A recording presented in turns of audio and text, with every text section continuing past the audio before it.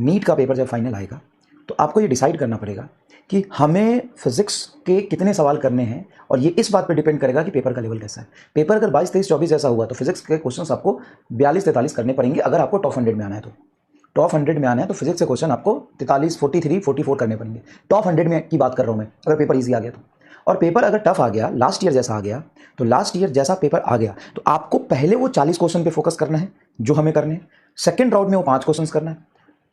समझ गए? तो आप सिर्फ 2 क्वेश्चन आपसे नहीं हो तो घबराओ मत। अगर वो एग्जाम में नहीं होता तो ज्यादा घबराते ना। तो पैनिक ना हो किसी भी सवाल को देख के, स्टार्टिंग से ही वैसे क्वेश्चन का एक्सपोजर आपको मिले। आपको नीट में जाके पहले राउंड में वही सवाल करना है जो 1 मिनट में होने वाला है, हाँ या ना? हाँ सर। और जो क्वेश्चन 2-3 मिनट में होने वाला है उसको हम सेकंड राउंड में नीट में या एग्जाम में या घर पे अटेम्प्ट करेंगे। तो अभी से आप आदत डालिए। ध्यान सुनिए जो मैं कह रहा हूं, आपका पूरा भविष्य बदल देगा, आगे पढ़ाई करने का तरीका बदल देगा और आपको सिलेक्शन की तरफ ले जाएगा। जो मैं कह रहा हूं ध्यान से सुनिए। चाहे आप रिवीजन कर रहे हो, चाहे आप असाइनमेंट सॉल्व कर रहे हो, चाहे आप टेस्ट दे रहे हो, आज के बाद से जो कुछ भी करोगे ये एटीट्यूड डेवलप करोगे कि क्वेश्चंस कौन से हैं जो एकदम इजी है और मेरे से तुरंत हो जाएंगे, क्वेश्चन कौन से हैं जो थोड़ा टफ लग रहा है लेकिन मैं कर लूंगा, और क्वेश्चन कौन से हैं जिसको सॉल्व करने में 3-4 मिनट लगेगा, कौन से होते हैं जो इजी और आप कर लोगे। सर वो तो डायरेक्टली फॉर्मूला बेस्ड होता है, क्लास में भी हम पढ़ते हैं, पीवाईक्यू में आता है, ईजी होता है, हम कर लेंगे, कर लोगे। दूसरा सवाल, कौन सा ऐसा सवाल है जो थोड़ा टफ है लेकिन दिमाग लगाऊंगा, कैलकुलेशन थोड़ा होगा तो थोड़ा कर पाऊंगा मैं, लेकिन 1-2 मिनट लगेगा। हाँ सर, वो भी समझ जाते हैं। कौन सा थर्ड सवाल है जिसको करने में सच में 4-5 मिनट लग जाएगा और आपके पास एग्जाम में 5 मिनट टाइम नहीं होगा, सर वो भी पकड़ लेंगे। तो ये पकड़ना सीखो। तो सवाल का कैटेगरी जो है ना वो बांटना सीखो, A, B, C। सर ऐसा काम हम क्लास में करें? हाँ क्लास में करिए। क्लास में जब सवाल कराते हैं तो आपके अंदर ये एटीट्यूड डेवलप होना चाहिए ना। अच्छा, नीट 2025 का पेपर एक बार घर पे लेके बैठना।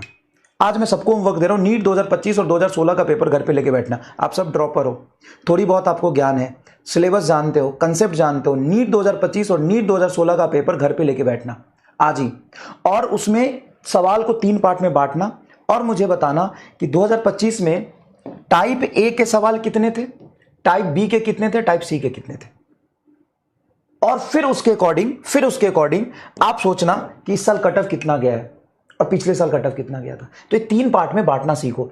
एकदम इजी है, ये तुरंत सॉल्व करेंगे, हमको आता है, ये तुरंत सॉल्व हो जाएगा। ये थोड़ा टफ है, हमको आता है, 1-2-3 मिनट टाइम लग सकता है। ये तो क्या लिखा है हमको सब बुझाइए नहीं रहा है।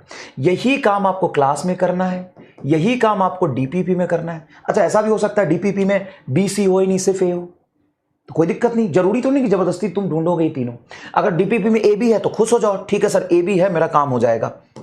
बी समझ गए सर, इसमें सी नहीं था, हो सकता है सी हो। असाइनमेंट में वही काम करना है, असाइनमेंट में वही काम करना है, टेस्ट में वही काम करना है। और ये काम करो और डरना बंद करो, ठीक है? ये काम करो और डरना बंद करो। और यही काम आप नीट 2025 में आज करोगे, नीट 2016 में आज करोगे, और नीट 2024 में भी करोगे, नीट 2024 में भी करोगे, और नीट 2017 में भी करोगे, ठीक है? ये करना आज, नीट 2017 और 24 में करना, ठीक है?